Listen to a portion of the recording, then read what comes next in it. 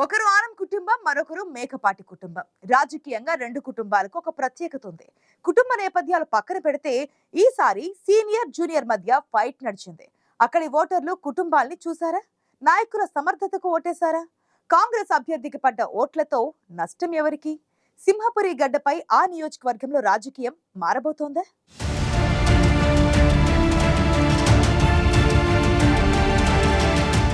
నెల్లూరు జిల్లా ఆత్మకూరు నియోజకవర్గం ఏర్పడినప్పటి నుంచి 2009 వరకు కాంగ్రెస్ పార్టీ హవా నడిచింది. 2014 నుంచి వైసీపీకి కంచుకోటగా మారింది. ఈ నియోజకవర్గంలో ఇప్పటిదాకా టీడీపీ 2 సార్లే గెలిచింది. అలాంటి నియోజకవర్గం నుంచి ఈసారి టీడీపీ అభ్యర్థిగా బరిలోకి దిగారు ఆనం రామనారాయణ రెడ్డి. వైసీపీ నుంచి మేకపాటి విక్రమ్ రెడ్డి ఆయన ప్రత్యర్థిగా బరిలో ఉన్నారు. టీడీపీకి పెద్ద బలం లేకపోయినా ఆత్మకూరు నియోజకవర్గంలో ఆనం కుటుంబానికి 1958 నుంచి మంచి పట్టుందని చెప్పొచ్చు. ఆనం వెంకటరెడ్డి, ఆనం సంజీవరెడ్డితో పాటు ఆనం రామనారాయణ రెడ్డి కూడా గతంలో ఆత్మకూరు నుంచి ప్రాతినిధ్యం వహించిన వారే. ఆనం కుటుంబం నుంచి రామనారాయణ రెడ్డి తండ్రి ఆనం వెంకురెడ్డి టీడీపీ ఎమ్మెల్యేగా గెలిచిన చరిత్ర ఉంది. 2004 ఎన్నికలలో ఆత్మకూరు నుంచి గెలిచిన ఆనం రామనారాయణ రెడ్డి వైఎస్ కేబినెట్లో ఆర్థిక శాఖ మంత్రిగా బాధ్యతలు చేపట్టారు. సుదీర్ఘకాలం నియోజకవర్గంతో అనుబంధం ఉండడంతో ఆనం కుటుంబానికి ఆత్మకూరులో ప్రజల మన్ననలు బలంగానే ఉన్నాయని చెప్పొచ్చు.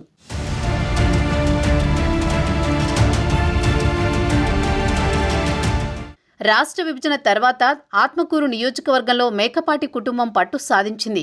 మేకపాటి కుటుంబమే ఇక్కడి నుంచి 3 సార్లు గెలిచింది.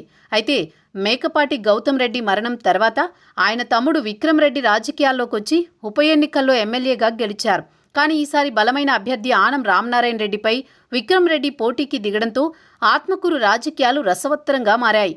ఆత్మకూరు టీడీపీ అభ్యర్థిగా పోటీ చేసిన ఆనం పాత పరిచయాలతో అక్కడి నేతలను తనవైపు తిప్పుకునే ప్రయత్నం చేశారట. ఆత్మకూరు నియోజకవర్గంలో టీడీపీని బలోపేతం చేయడంలో చాలా వరకు సక్సెస్ అయ్యారు ఆనం.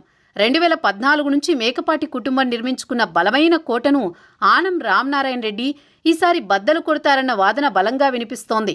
ఆత్మకూరుతో ఆనం కుటుంబానికి అనుబంధం ఉండడానికి తోడు ప్రభుత్వ వ్యతిరేకత, మేకపాటి కుటుంబంలో అంతర్గత విభేదాలు రామనారాయణ రెడ్డికి కలిసొస్తాయనే ప్రచారం జరుగుతోంది.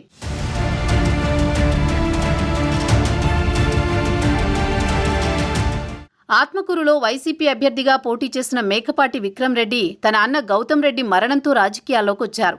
ఉప ఎన్నికల్లో బీజేపీ అభ్యర్థిపై 82,000 పైచిలుకు ఓట్ల మెజారిటీతో గెలిచారు.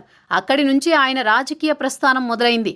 మేకపాటి విక్రమ్ రెడ్డి భారీ మెజారిటీతో గెలిచినా బలమైన ప్రత్యర్థిపై కాదని, అక్కడ ఏమాత్రం బలం లేని బీజేపీపై ఆ గెలుపు అసలు గెలుపే కాదని అప్పట్లోనే కొందరు విమర్శలు చేశారు. అయితే 2022 ఆత్మకూరు ఉప ఎన్నిక సమయంలో తన అన్న చేపట్టి నిలిచిపోయిన అనేక కార్యక్రమాలను ముందుకు తీసుకువెళ్లేందుకు విశ్వప్రయత్నం చేశారట. మరోపక్క నాయకులతో మమేకమై నియోజకవర్గంలో తనదైన ముద్ర వేసుకున్నారు విక్రమ్ రెడ్డి.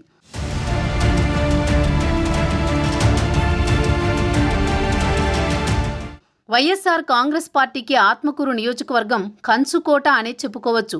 ఈ నియోజకవర్గ ప్రజలు మొదట్నుంచి కాంగ్రెస్ పార్టీకి, ఆ తర్వాత వైసీపీకి పట్టం కడుతూ వచ్చారు.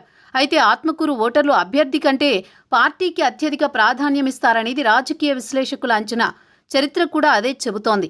కానీ ఈ ఎన్నికలలో మాత్రం వైసీపీ అభ్యర్థి మేకపాటి విక్రమ్ రెడ్డిపై బలమైన అభ్యర్థి ఆనం రామనారాయణ రెడ్డి బరిలోకి దిగడం వైసీపీకి రకంగా ఇబ్బందేనని ప్రచారం జరుగుతోంది. అయితే కాంగ్రెస్ పార్టీ కూడా ఆత్మకూరులో అభ్యర్థిని దించడంతో ముస్లిం మైనార్టీల ఓట్లు హస్తం గుర్తుకు బలంగానే పడ్డాయనే టాక్ వైసీపీని కలవరపెడుతోంది. అదే జరిగితే వైసీపీ ఓట్లు చీలినట్లేనని టాక్ నడుస్తోంది.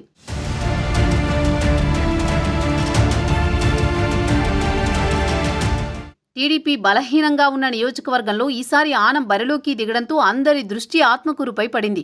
అధికార పార్టీ సంక్షేమ పథకాలు ప్రభావం చూపితే గెలుపు మేకపాటి విక్రమ్ రెడ్డిదేనని వైసీపీ నేతలు చెబుతుంటే, ఆనం రామనారాయణ రెడ్డి అనుభవం, గతంలో ఆయన చేసిన అభివృద్ధి పనులు కూటమిని గెలిపిస్తాయని చెబుతున్నారు టీడీపీ నేతలు. ఎవరి అంచనాలు ఎలా ఉన్నా అసలైన విజయం ఎవరిదన్నది మాత్రం జూన్ 4వ తేదీనే తేలనుంది.